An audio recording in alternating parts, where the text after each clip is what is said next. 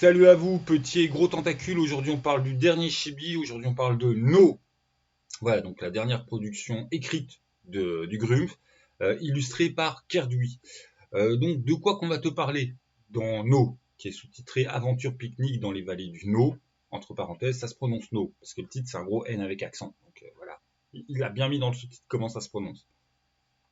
Alors, en fait, c'est un quartier HLM qui disparaît de notre monde et qui réapparaît dans des vallées voilà, un peu fantastiques, un peu merveilleuses, au sens avec à la fois de l'émerveillement, du très positif du mot merveilleux, puis à la fois des fois un petit peu voilà, un petit peu de glauque, un petit peu d'horreur sous les cailloux, de choses beaucoup moins choupies. Et vous, en fait, vous allez jouer les habitants voilà, de ce quartier HLM. D'ailleurs, oui, c'est ça, on joue des habitants, on joue des normaux, on joue des humains, d'où le sous-titre Aventure Pique-nique. C'est pas, voilà, ils ont pas de classe de perso. Enfin, en fait, c'est si tu veux, parce que ça nous amène à la deuxième particularité après le pitch, c'est que du background. Voilà, Monsieur LG est bien connu pour son côté très bidouilleur de système, pondeur de système, c'est fait plaisir, et on a que de l'univers, que du background. On reviendra un peu comment c'est structuré. On pourra souligner que ouais, ça c'est marrant. LG colle au goût du jour des petits jeunes avec un truc qui fait très isekai. Mais ouais, il y a le côté transposition dans un univers merveilleux où il y a de la magie. C'est le seul truc des codes de l'isekai qui sont respectés. Donc on s'en fout. Et pour en finir sur le pratico-pratique, c'est à 100 pages, le PDF est à 10 balles, le print sur Lulu est à 15, donc 15 plus frais de port. Autant faire les grosses commandes d'un coup. Hein. De toute façon, je vais vous parler d'autres trucs qui sortent chez Chibi là ces semaines. Donc je risque de vous donner des envies d'incitation d'achat. Donc je vous conseillerais juste d'attendre 1 ou 2 semaines. Enfin, comme vous voulez, si vous avez déjà toute votre collection d'LG, vous en foutez. Hein, vous avez, voilà, je sors les 2 vidéos aujourd'hui des nouveautés chez Chibi. Bon. Et voilà, en fait. Hein. 100 pages PDF, 10 boules, print à la demande, au texte LG. Vous avez la thématique des HLM quartier Bzoum qui apparaissent dans des vallées merveilleuses. On y joue les habitants de ces vallées. C'est illustré par Kerdui, qui a un côté très rapide de mon enfance. Moi, j'ai bien aimé l'effet Madeleine.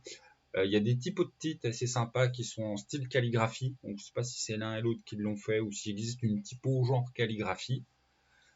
Et ça rend bien. Voilà, ça c'était vraiment pour l'accroche. Ensuite, hop, les petits questionnements, les premières réactions à la lecture. Alors, est-ce que c'est le chef-d'œuvre de Grumpf, son dernier opus avant d'arrêter de faire du jeu de rôle ou un petit pas de côté? Il n'empêche que j'ai trouvé que c'était vraiment son plus personnel, son plus intimiste. Il se cache pas du tout d'être un auteur islamo-gauchiste, machin, méchant, progressiste. Mais c'est vraiment là qu'on le sent le plus. C'est là aussi qu'on voit que c'est un bon auteur parce qu'il n'est pas du tout enfermé pas dans ses carcans idéologiques. Vous allez me dire oui, mais par exemple, bon, la Sauce et sa femme des HLM, c'est vraiment une faction très positive où c'est dur de pas finir allié avec eux, quoi. Faut jouer des bâtards. Alors que bon, les fachos qui sont vraiment méchants, puis t'as l'impression de chef Marine Le Pen bête avec en bras droit un sous-Zemmour à claquer. Mais là, en fait, je vous ai vraiment pris les deux plus gros extrêmes de ce qu'on peut dire. Oh, on sent de l'idéologie et puis du personnel de Grumpf. Parce qu'il y a aussi toute une sensation du personnel dans certains moments où il dépeint en fait le quartier. On a des petites sensations de vieux Renault, enfin un amour du populaire chez le Grumpf qui transparaît plus qu'il n'a jamais transparu dans aucun de ses écrits. Voilà, c'est vraiment on a l'impression d'être à côté du Grumpf, à côté de sa vision quelquefois des quartiers populaires.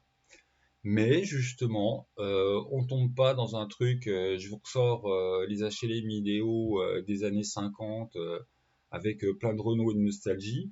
Il y a aussi des problèmes contemporains, hein, donc une montée extrême droite qui existe assez pour être une des factions des HLM, des méchants dealers. Bon, il n'y a pas que des méchants dans le tas, mais voilà. La bande de jeunes qui fout la merde. Attends, j'ai dit Renseigner, non, c'est pas ça. Enfin, en plus, il y a un jeu de mots dans le. Enfin, comme les trucs sur internet, c'est un nom, un numéro. Samir 130, un truc comme ça. Et je vais vérifier. J'aime pas. La bande à Mehdi 130, passant. J'avais 5130, moi. Enfin bon, on s'en fout.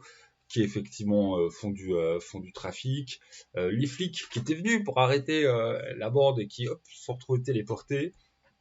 Mais là c'est pareil, on n'est pas sur un truc. Enfin, moi j'ai trouvé ça subtil au sens bon, Grimm se fait plaisir, on a le chef des flics qui a une caricature de tête de nœud, quoi.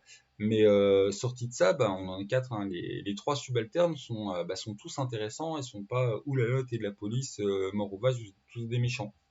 Donc ouais, il y a vraiment de l'ambiguïté. Il y a des indépendants, donc toute une petite galerie de personnages qui est vraiment intéressante. Je ne respecte absolument plus mon plan, hein. Je parti en freestyle. Enfin voilà, je trouve que justement le Grumpf arrive à avoir d'un côté vraiment cette communication de son amour du populaire, voilà, qui nous le partage, et de l'autre, on n'est pas non plus dans un truc pur idéaliste, on est dans un... Enfin, c'est pas plus belle la vie, hein, on va dire clairement. Il y a des aspérités chez les humains, il y a des parties d'humanité qui ressortent, et puis il y a des bons et des méchants dans tous les camps. Bon, sauf chez les extrêmes fachos. Là, il y a que des connards. Ouais, mais sinon, c'est assez subtil. Enfin, c'est pas si caricatural que ça, en fait. Voilà. Les premières pages, je me suis dit, est-ce qu'on va être dans la caricature? Et en fait, pas du tout. Hein. Par exemple, enfin, ouais, la bande à Mehdi, ils ont chopé des armes lourdes. Enfin, il y a deux, trois trucs sales, quoi. Il y a des gens qui disent, ils pourraient être sympas, puis il y en a d'autres qui disent, c'est des bons connards. Enfin, voilà, c'est assez intéressant comme les HLM sont structurés, avec donc quatre factions hein, que je viens de vous faire. On a aussi certains lieux importants, certains indépendants importants. Bizarrement, les docteurs du coin sont relativement importants. On a une grande carte avec plein de bons lieux. Tu dis, ah ok, il y a ça ici, mais qui ne sont pas développés. Voilà, on a quelques lieux développés, mais pas tous. Pour ceux qui se poseraient la question, mais comment ils font pour survivre dans les HLM? Ils ont tous appris à devenir chasseurs et bûcherons? Non. Il y a un truc assez étrange, il y a 4 chaudrons magiques qui sont apparus. Et tous les jours, les chaudrons débordent de plein de trucs qui tombent. Mais des trucs de notre monde. Voilà, donc ils vont recevoir du papier hygiénique, des boîtes Panzani, enfin voilà. Et ça déborde, ça déborde, ça déborde. Mais ils ne reçoivent pas forcément tout ce qui est nécessaire. Genre le matériel, le matériel des drogues de santé, moins. Enfin, bon. Là, je commence à rentrer dans les petits détails, c'est pas trop intéressant. Mais bon, voilà, un truc avec assez d'intérêt. On a aussi un problème dont les habitants se sont rendus compte, hein, parce que hop, quand ça a été téléporté, ils s'est dit ouais, qu'est-ce qui se passe, machin. Tout le monde, ils ont appelé ça la lutte. Tout le monde a un peu halluciné. Il y a des gens qui ont très mal réagi. Il y a eu des coups de feu, il y a eu du bazar. Enfin, d'ailleurs, les coups de feu, c'est à cause du truc qui arrive après. Parce surtout, il y a eu une attaque de loups-garous. Et oui, dans les factions de méchants des vallées du Nô, voilà, on parle déjà d'HM, on parlera de la vallée après. Il y a des loups-garous et de temps en temps ils attaquent et puis voilà quoi. Ils embarquent des gens pour aller les bouffer ou les habitants ne savent pas. Mais voilà, en tout cas il y a des gens qui disparaissent, il y a de la fight. Les vallées sont en elles-mêmes aussi un élément de danger. Donc après, par exemple, ça c'est vraiment laissé aux tables et puis aux joueurs. Est-ce qu'on va aller vers un truc où vous allez traiter le comment on est obligé de faire voilà, s'entendre des gens qui peuvent pas s'entendre, hein. Parce que Mehdi 130 et les flics, c'est tendu, avec les FAF, enfin, les flics, l'assaut des femmes aussi, il y a des petits conflits avec, pardon, pardon. Il y a toute l'interaction entre les factions et des interactions entre les personnages qui font que tu peux aussi bien évoluer le quartier HLM, ça explose et en plus il y a les problèmes autour, tout comme tu vas pouvoir arriver sur la thématique, comment on arrive quand même à tous collaborer parce que, enfin voilà, on a des dangers qui sont pas du style on va s'engueuler ou j'aime pas ta gueule ou je suis raciste, hein, des dangers qui sont du style je viens, je te tue. Donc bon, on a un plus gros problème dehors en fait. Est-ce qu'on arrête d'être con à l'intérieur? On se dit, oh, en fait, on est tous des humains, on va peut-être essayer de survivre ensemble. Parce que c'est joli là, c'est merveilleux là, on est arrivé. Mais c'est un petit peu redoutable. Ça va peut-être mal se passer pour nous. On va peut-être arrêter d'être cons et on a un plus gros problème que savoir est-ce que tu t'appelles Robert ou Mehdi. Voilà. Et ça, ça c'est pareil. Le grand il vous laisse vous démerder. Il vous laisse vous dépatouiller. Il y a des humains positifs à l'intérieur du quartier qui ont parfaitement conscience de ça. Puis ils disent bon, on va peut-être essayer de s'organiser et puis d'arrêter d'être cons. Puis t'en as d'autres qui sont vraiment bien cons. Voilà. Et tout ça, ça vous est donné en une quarantaine de pages. Voilà, et boum, t'as le quartier. Donc sans règles et avec des prétirés, des pédis. Putain merde, je sais même plus si je l'ai dit. Parce qu'effectivement, c'est que du background, il n'y a pas de règles. T'as une demi-page où il dit oh tu peux prendre ça comme système, ça comme système, ça comme système. Hop, puis après il s'en fout. il part dans le background, il se fait plaisir. Ensuite, bah forcément, on t'a décrit les HLM, on va te décrire les vallées. Alors ça arrive à la fin, mais je vais le dire tout de suite. Autant on a une carte des HLM, autant en fait pour les vallées du Nord, on a un kit de construction. Voilà. Donc tu as un petit tuto en 5-6 étapes pour t'apprendre à dessiner un patatoïde et à mettre les trucs importants et un tuto de fabrication de cartes de vallée. Et puis d'étapes pour les remplir et puis faire qu'il y a des trucs et des machins dedans. Bah, les tables, je sais bien faire. Et moi, j'ai bien rigolé sur la description de comment créer une carte. Ouais. Genre, étape 1, c'est ça, tu fais un patatoïde. Étape 2, bah, tu traces un trait à peu près au milieu, enfin voilà, qui divise le patatoïde. Et en fait, ça, c'est ta ligne de fond. Voilà, pour imaginer ton truc en 3D. Et puis après, tu lances des dés dessus, machin, enfin, tu rajoutes des trucs. Tu as tout un tuto, et puis des tables bien faites, voilà, qui vont t'apprendre à remplir le truc. Mais il y a quand même des choses qui te sont déjà données, déjà construites. Et là, on est dans la description de la vallée du Nô. Là où j'ai trouvé 2 trucs à faire. Oh, un grumpf, je t'attaque, ça c'est pas bien. On a la description de 4 factions. À savoir, on a le vieil homme. Mon spoiler, c'est le chef des loups-garous. Tout le long, j'ai vraiment une lecture à plusieurs couches et puis à essayer de me dire qu'est-ce qu'il veut dire sur l'humanité, la structure sociale, même si à certains moments on est vraiment sur voilà, hop, du merveilleux qui vient impacter et qui rentre dans notre humanité réelle. De toute façon, c'est le principe du jeu en fait, c'est le principe du background. Mais ouais, par exemple, le vieil homme, qui est donc spoiler, le chef des loups-garous, il a toute son histoire, et puis il y a le côté aussi, toi, il symbolise très facilement le patriarcat, si tu veux parler avec des termes modernes, mais aussi toute la violence compris dans la masculinité. Enfin, voilà, l'accès de colère que, bah, de toute façon, n'importe quel mec qui regarde cette vidéo, tu te souviens quand tu avais 5 ans et que tu faisais une crise de colère, soit justifiée ou non face à une injustice ou un machin, voilà, cette violence-là, bah, des gens qui n'ont pas appris en grandissant à la contrôler, puis que des fois tu croises complètement bourrés en sortie de bar et qui sont oula, c'est voilà, c'est un musclé de 25 ans ou c'est un gros de 45 ans, mais en tout cas il est vachement agressif, puis on a l'impression d'un gamin qui fait une crise et voilà, qui n'a pas de contrôle de lui. Voilà, donc est-ce que c'est voilà, on va appeler ça méchant patriarcat, on va surtout appeler ça on s'en fout parce que dedans en fait c'est un PNJ qui a une histoire. Mais j'ai pas pu m'empêcher de chercher de la sous-lecture. Le garou, LG, y a-t-il un lien? Bon, j'arrête de faire le con, mais donc ouais, t'as par exemple lui en faction, t'as la vouivre qui est pas du tout traitée comme une vouivre de mon côté légende. Voilà, c'est complètement autre chose. Moi, à la lecture du truc, je me dis, oh, c'est une nymphe, c'est une magouilleuse voilà, qui aime beaucoup les histoires de tout ce qui se passe. C'est Madame Rago, elle veut savoir ce qui se passe dans la vallée et pas en mode oh, je vais être surpuissante et contrôler tout le monde. Non, c'est juste une putain de curieuse de voilà. Elle aime les ragots, c'est sa cam. Mais elle est aussi très puissante et puis elle a aussi quelques muses qui lui permettent de créer des histoires et de créer des trucs pour qu'il y ait du drama. Donc d'ailleurs, il y a une muse qui fait le dramatique, mais aussi par exemple une muse de l'érotisme. Donc voilà, il y a une des muses qui va magouiller par exemple aux HLM pour créer des histoires de love. Voilà. Enfin bon, c'est les 2 extrêmes. Des trucs sur les thématiques des histoires en fait. Donc ça c'est une faction qui peut être à la fois effectivement, ça peut devenir un allié comme ça peut devenir une ennemie. Tu peux le représenter comme en fait c'est une grande tarée qui tire les ficelles pour combler son ennui de super puissant immortel. Tout comme âme en fait on va réussir à la décoter sympathique puis c'est pas qu'une psychopathe. Donc après, elle a des trucs, hein, des sous-bestioles à son service, des tritons qui viennent cafeter, enfin c'est assez marrant, mais voilà, je peux rentrer dans les détails des personnages. On a encore 2 autres factions. Alors il y en a une qui est assez marrante, on a un demi-elfe. Déjà, il y a très peu d'elfes au sein de la vallée, et c'est demi-elfe, demi-éthercat. Donc en fait, c'est un beau gosse qui commande toutes les araignées. Voilà, toutes les araignées des vallées du Nord, c'est ses potes. Et ils ont monté une franchise. Et il y a des personnages qui en parlent, comme ils comparent ça à Amazon. Parce que bon, un personnage qui vient des H&M, c'est un personnage qui vient de notre monde, donc il a nos refs. Hein.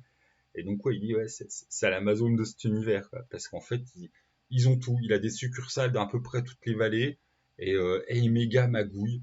Et il fournit aussi bien, voilà, il baigne dans la prostitution, ben, il baigne aussi dans les cachets, il baigne dans, ouais, t'as besoin de quelque chose, c'est moi qui l'ai.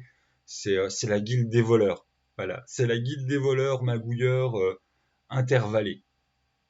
avec ce petit côté marrant, bah du coup, bah les araignées, que tu les aimes ou que tu les aimes pas, ça devient des personnages assez entre guillemets positifs tant que t'es pas contre cette faction. Bah voilà, toutes les araignées sont quelque part des PNJ dans cet univers. Il y en a par exemple qui vont espionner comment ça se passe dans la clinique des HLM, parce que bah, le demi-elfe Ethercat, il trouve ça vachement intéressant, cette compétence de ces humains très avancés. Et voilà, ils vont envoyer ces petites araignées espions pour voir ce qu'il en est. Donc t'as tout un petit trip là-dessus, et enfin, moi c'est ce que j'ai trouvé le plus décalé, le plus marrant, parce que lui, du coup, il est complètement dans le monde merveilleux, mais on retrouve vraiment des concepts de notre monde, hein. Voilà, c'est la guilde des voleurs capitalistes, tout pour le profit, pas de moralité, enfin amoral, pas au sens qu'ils sont immoraux, au sens vraiment, la moralité, nous on s'en fout, nous on veut du bénéf, on veut du bifton, on veut du profit. Voilà. Et la dernière faction, c'est les humains connards. Voilà, voilà. Parce que ce qui est arrivé à vos HLM, c'est pas arrivé qu'à vos HLM. Et on a l'exemple d'une ville médiévale qui part un peu qui part un peu en vrille. Voilà. Ouais, pas cool. Avec, enfin bon, c'est un parti pris, c'est pas présenté aussi clairement. Enfin, je trouve que c'est des connards. C'est des putains de connards. Ah, il y a des gens sympathiques là-bas, mais voilà, le gouvernement de cette ville, c'est un peu des connards. Et puis voilà, ça c'est les quatre factions majeures. Après, on va voir les peuples, on va avoir des créatures et on va avoir des monstres. La grosse différence entre créatures et monstres, créature, t'as envie de faire copain, d'aller lui faire des risettes. Le monstre, si tu fais ça, il te bouffe la main. Puis généralement, il est moins mimi. Voilà, le monstre, c'est ce qui peut nous prendre, enfin, eux, prédateurs, nous proies.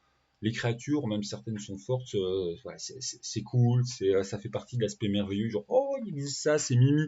Je suis content. Revenons sur les pubs parce bah voilà, on a plein de trucs classiques, une nouvelle surprise.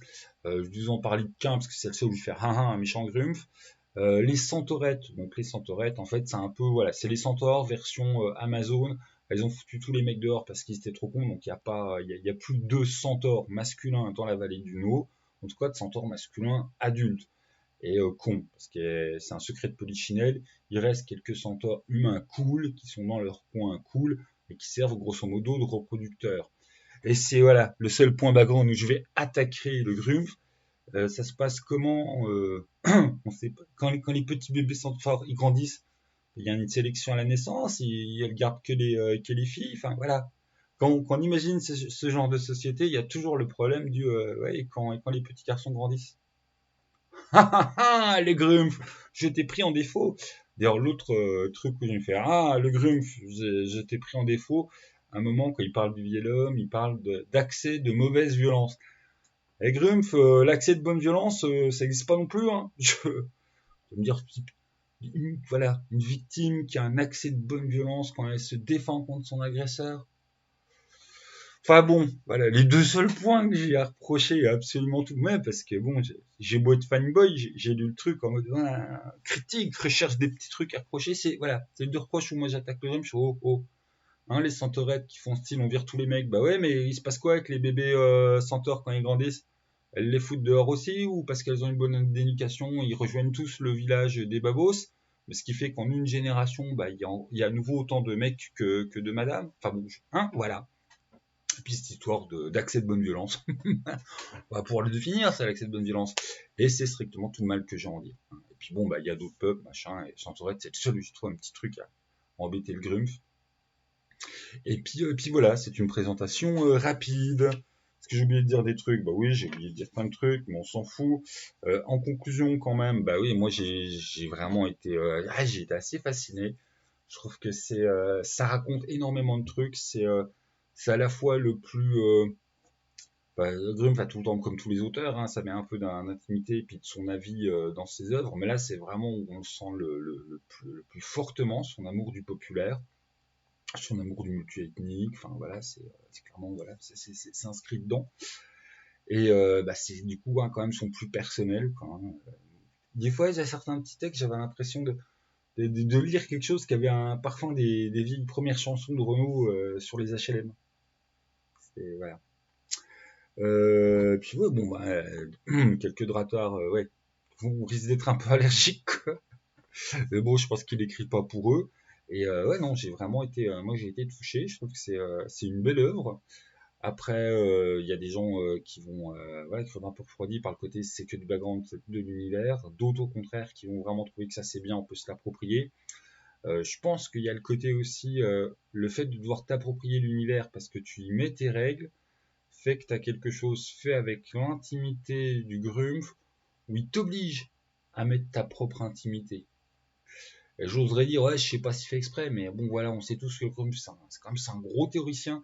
Ça m'étonnerait qu'il ait pris voilà, ce truc sans y réfléchir quand même quelques heures. Ben, je pense. Je pense qu'il voilà, il a eu son idée de base, puis après, c'est peut-être où on l'a peut-être réinterrogé, mais voilà, c'est quand même un gros parti pris. Surtout, bah, il connaît les ventes, hein, il sait que voilà, un truc sans système, ça se vend moins bien. Voilà. Et le Grumpf, il aurait pu chier un système, je pense, au moins en 1 heure et demie, il l'avait écrit, il l'avait rajouté. Voilà, son truc pris avec Blanc Mensonge, là, White Light, enfin, il a déjà un système d'adaptation d'OSR moderne, sur la modernité où tu joues des humains normaux. Il aurait fallu juste qu'il se fasse du copier-coller de lui-même. Et ça tenait en rapide. Donc je pense que c'est clairement un parti pris d'auteur qui... voilà, pardon, je mets à la pause et je... Donc voilà, c'est clairement un parti pris d'auteur qui, à mon avis, est pas du tout innocent. Enfin, on discutera de tout ça avec LG quand il passe en interview. Hein, j'essaie de l'avoir en interview la semaine prochaine. Enfin, c'est sûr, hein, lui il veut passer, moi je veux qu'il passe. Ça, bah, il nous parlera de ça, mais il parlera aussi de son gros futur bébé, hein, Cœur Vaillant 2. Là, il est, voilà, enfin, Donc bon, on s'est calé un petit temps ensemble. Puis il y a plein d'actions en ce moment chez Chibi, CDO et puis tout ça. Donc hop, vous avez le Grumpf la semaine prochaine qui passe. Vu que je sais pas faire un live, si vous avez des questions pour le Grumpf, hop, c'est en dessous. Et puis no, enfin, ouais, vraiment, à mon sens, pour l'instant, c'est son meilleur. Jusqu'à maintenant, mon préféré, c'était Rage Victoria. No vient de passer devant parce que pour moi, il a vraiment un effet. Enfin, ça, j'ai l'impression de lire du vieux Renault avec une approche. Ouais, non, mais ça me fait penser du vieux Renault. L'illustration, c'est pas ce petit côté Astrapi Madeleine de Proust. Enfin, moi, j'ai vraiment trouvé ça très bon. Mais c'est très tranché. C'est peut-être son plus tranché jusqu'à présent. D'un point de vue auteur, moi je trouve que c'est son plus abouti, celui où il se permet d'aller le plus loin. C'est clairement, tu peux le prendre aussi bien sur un truc d'horreur un peu jouer la Walking Dead. C'est pas le premier truc qui se dégage du texte, mais c'est complètement possible. Puis t'as des outils pour, et t'as assez de trucs assez sombres en fait qui sont cachés à droite et à gauche. Hein.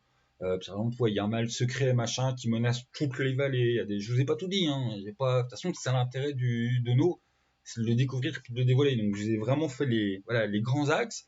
Et j'ai bien pris garde de pas trop rentrer dans les petits détails parce que sinon je vous nique le plaisir de le lire. Donc on va peut-être éviter quand même, hein, parce que c'est du background. Le truc, c'est le plaisir de le lire, puis vous dire où c'est que je vais amener les gens. Mais ouais, ça parle d'humanité, ça traite l'humanité, et puis avec le prisme aussi de l'auteur qui écrit. Où je trouve, alors qu'il a déjà revendiqué et pris position très clairement sur, il n'est pas allé traîner sur les réseaux, aller faire chier tout le monde. Mais il a clairement dit, c'est quand même un auteur très à gauche, le Grimm. Et ben, on arrive à la fois à le sentir et il y a à la fois un travail un petit travail de décalage. Enfin, moi, j'ai pas eu l'impression d'être dans un truc militant et les filles qui tentent de me convaincre. Bon, après, c'est dur de me convaincre, je suis déjà un gaucho. Mais bon, voilà. C'est en tant que gaucher, j'ai pas eu l'impression d'être. Ah, c'est quoi le mot en vogue là des droitards qu'on aime bien me foutre dans la gueule? C'est pas dans un jeu propagande. Après, c'est un jeu engagé avec un auteur qui a une vision de notre humanité, du temps T. Voilà. Et ça transparaît, ça se sent. Mais c'est pas enfermant. Enfin, moi, j'ai vraiment trouvé que c'était un exercice de style très abouti et qu'LG avait jamais rien écrit d'aussi tranché, d'aussi personnel et d'aussi abouti. Après, bon, comme d'habitude, c'est de l'abouti avec LG. Donc, il va encore nous dire qu'il donne le strict minimum pour que toi, après, tu développes. Donc bon, hop, les questions en dessous, et puis on reçoit LG, et puis on discute avec lui. Mais ouais, pour moi, vraiment une très grosse claque et un très bel exercice de style. Vraiment. C'était. Je- Après, il y a le côté parti pris de lecture, puis j'en sors aussi. Quand on sort, t'es plus hypé par le truc. Mais à mes yeux, pour l'instant, j'en serai peut-être revenu la semaine prochaine dans une interview. Si on ne dit pas que c'est le meilleur LG, c'est clairement un des meilleurs LG en termes hauteur, écriture, prise de parti subtile. Vraiment, voilà, du très bon travail, très intrigant. Après, bon, il a rarement aussi fait un truc autant de niche. Hein. Voilà, c'est une thématique très chelou qui peut intéresser des gens, mais pas forcément tout le monde. Enfin, moi, j'ai été super accroché, mais voilà, ça sort des sentiers battus. On sait pas si ça va se vendre comme de l'elfe à oreille pointue qui te balance des boules de feu face à des dragons en couverture. Donc ouais, c'est tranché, c'est particulier, c'est osé, c'est ce qu'on attend d'un artiste. Il se définit souvent en fait ouais comme un petit mécanicien, un artisan. Là, LG, t'as un petit peu abandonné l'artisanat pour faire un parti pris d'artiste. Hein. Voilà, il va falloir que t'assumes. Hein. Bon, on en discute avec lui la semaine prochaine. Salut les gens, jouez bien.